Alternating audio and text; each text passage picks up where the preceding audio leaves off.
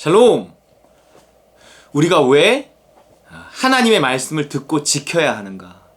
왜 그 삶이 이렇게 복이 있는가? 가장 근원적으로는 하나님의 말씀을 듣고 지킬 때 하나님의 사랑을 받고 하나님의 생명이 내 안에 싹 틔우기 때문에, 채워지기 때문에, 풍성해지기 때문에 그렇습니다. 그런데 하나님이 그 시키시는 일, 하나님의 말씀, 우리를 향한 하나님의 뜻, 그것은 어느 방향으로 우리를 이끄냐면 나를 가장 나답게 만드는 그 방향으로 이끄시고, 내가 가장 나답게 되어서 하나님의 나라에서 내 사명 감당할 수 있는 그 방향으로 이끄신다는 거예요. 우리가 세상에서 아무리 큰 사람이 되고 멋진 일을 해도요, 그것을 하나님의 나라의 공로로 가져갈 수는 없습니다. 물론 내가 이 땅의 삶을 살아가면서 하나님께 순종해서 살아간 그 삶은 하나님 나라를 확장한 것이기 때문에 하나님의 나라의 공로로 물론 인정받죠. 우리가 따로 하나님의 나라 어디 가갖고 뭘 할 수는 없죠. 이 땅에서 무슨 일을 하건 간에 우리가 하나님의 말씀을 이루는 삶이 될 때 그것은 이제 하나님 나라의 공로로 인정받을 수 있지만, 그것이 아니고 그냥 단지 내가 세상 속에서 믿음과 상관없이 나의 능력으로 이룬 어떤 것은, 내가 쌓은 재산도, 내가 쌓은 명예도, 권력도, 어떤 것도 하나님 나라의 공로로 인정받고 가져갈 수 없다는 것입니다. 그래서 우리가 하나님 말씀을 듣고 지키는 것이 나의 오늘 생명으로 채워지는 나의 오늘의 행복을 위해서도, 또 내가 가장 나다워지는 그 내일의 행복을 위해서도, 또 내가 가장 나답게 삶을 살았음에도 불구하고 하나님께서 상 주시는 그 영원을 위해서도 우리가 하나님 말씀을 듣고 지키는 것이 반드시 필요합니다. 예수님은요, 말씀이 육신이 되어 오셔서 하나님의 말씀을 듣고 지키는 것에 목숨을 걸었어요. 실제로 하늘에서 땅을 내려온 것, 그것도 말씀이 육신이 되어 우리 가운데 거하심에, 우리가 그 영광을 보니 아버지의 독생자의 영광이요 은혜와 진리가 거기에 충만이 있어요. 말씀이 육신이 되는 거기에 충만함이 있다는 거예요. 생명의 충만함이에요. 그렇게 말씀을 이루며 충만함 가운데 사시다가 결국 하나님의 말씀이 그를 십자가에 못 박혀 죽게 하는데 이른다는 거죠. 아니, 말씀의 결국이 죽는 거예요? 고난당하는 거예요? 아니, 그건 불행 아닌가요? 실패 아닌가요? 아니에요. 보이는 대로 판단할 수가 없습니다. 그 죽음은 영원한 부활, 그 영광, 하나님 보좌 우편, 그것을 만들어냈다는 거죠. 그거는 우리의 삶이 어떠해야 하는가를 보여주는 것입니다. 우리가 남들이 보기에 어떠한 삶을 사느냐, 이것이 문제가 아니라 그것이 순종이냐, 이것이 문제고, 또 내가 겉보기에 얼마나 그 순종의 결과가 화려함을 가져오느냐, 아니에요. 그것이 죽음으로 영원히 끝나는 것처럼 보여도 우리는 저 영원한 천국을 위해 결국은 살아가는 것입니다. 죽고 살아나고 죽고 살아나는 것을 반복하면서 저 영원한, 내가 진짜 죽었을 때 저 영원한 천국이 있겠구나, 이것을 더 확신을 갖고 사는 삶이라는 게 날마다 자기를 부인하고 자기 십자가를 지고 예수님을 쫓는 삶, 죽음과 부활이 반복되는 삶입니다. 말씀이 육신이 되게 하는 삶이에요. 야, 이렇게 해도 될까? 그런 하나님 나의 마음을 주시니 내가 한번 해보겠다. 하나님 도와주세요. 하나님 할 수 없는 나를 십자가에 못 박습니다. 하나님 이 두려움 십자가에 못 박습니다. 하나님 이 욕심 십자가에 못 박습니다. 이 계산, 이 머리 십자가에 못 박습니다. 그러면서 순종해낼 때 정말 안 될 것 같은데 되고, 큰일 날 것 같은데 그렇지 않고, 죽을 것 같은데 살고, 그런 부활을 경험한다는 거예요. 그랬을 때, 야, 이게 죽음과 부활이구나. 내가 정말 나중에 죽으면 부활하겠구나. 이 믿음이 점점 확실해지는 거지, 부활에 대한 신앙이나 천국에 대한 믿음이 그냥 생기는 게 아니라는 거예요. 교회 다닌다고 생기고, 예수 믿는다고 그냥 생기죠.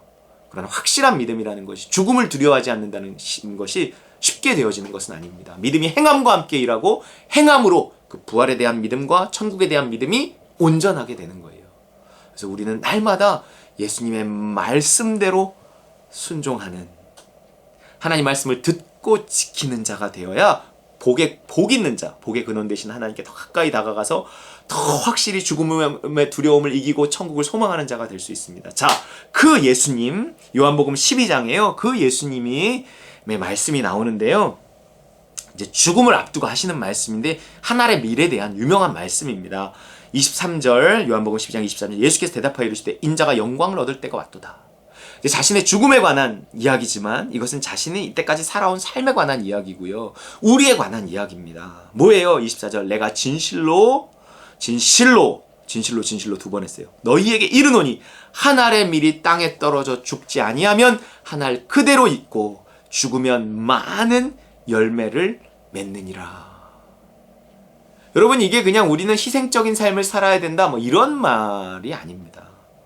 이것은 예수님의 죽음과 부활에 대한 이야기일 뿐만 아니라 우리의 삶에 대한 이야기라는 거예요. 한 알의 밀이에요. 땅에 떨어져 한 알 그대로 있어. 그러면 아무 열매 없는 아무 그 생명을 가지고만 있지 생명이 한번 이렇게 터트려서 나오는 걸 못 봤어. 충만함을 못 봤어. 그 충만함으로 또 다른 열매를 맺고 누군가를 살리는 삶. 그게 열매 맺는 삶이거든요. 그런 삶을 살아본 적이 없어. 그냥 교회 다니는 삶. 그냥 생명을 자기 안에 가둬두고 한 번도 그것을 제대로 펼쳐내보지 못한 삶. 그게 땅에 떨어져 한 알 그대로 있는 삶입니다. 우리가 사람들 속에서 세상 속에 들어가서 한 번도 죽어본 적이 없다는 거예요. 그냥 내 계산대로, 내 생각대로, 내 통박대로, 내 경험대로 그냥 사는 삶. 한 번도 그 껍질을 깨트려 본 적이 없는 삶. 알이 그 생명을 깨트리고 나오지 못하고 알 그대로 있으면 그 안에 생명은요 결국은 죽어버립니다.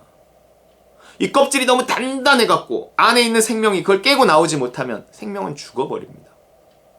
그런 것처럼 우리의 신앙이라는 것이요 나라는 자아를 깨뜨리고 나오지 않으면 안 된다는 거예요. 그런데 나라는 자아가 이렇게 도전받아요. 너 깨져야만 해. 너 껍질이 깨져야만 해. 다 썩으면 안 된다 그래. 다 썩으면 끝나는 거예요. 안에 생명까지 썩으면 안 돼. 그냥 한 알의 밀이 썩어버리면 끝이에요. 껍질이 썩는 거예요. 안에는 썩지 아니하는 생명이 있어요. 그걸 싸고 있는 껍질은 자아입니다. 내가 하나님의 생명을 받아들였잖아요. 내 안에 성령이 계시잖아요. 하나님의 생명이 있단 말이에요.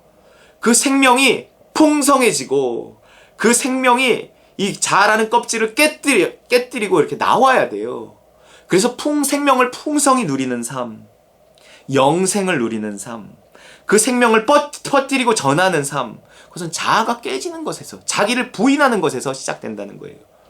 하나님의 말씀이 임하고 말씀을 지키는 그 삶을 살기 위해서는 자아를 끊임없이 십자가에 깨뜨려야 되는데 자아는 어디에서 도전받는가? 내 자아가 깨져야 하는 것을 어디에서 도전받는가? 내 자아가 어디에서 이렇게 드러나는가? 야, 내 자아가 아주 시퍼렇게 살아있네. 어디에서 드러나는가?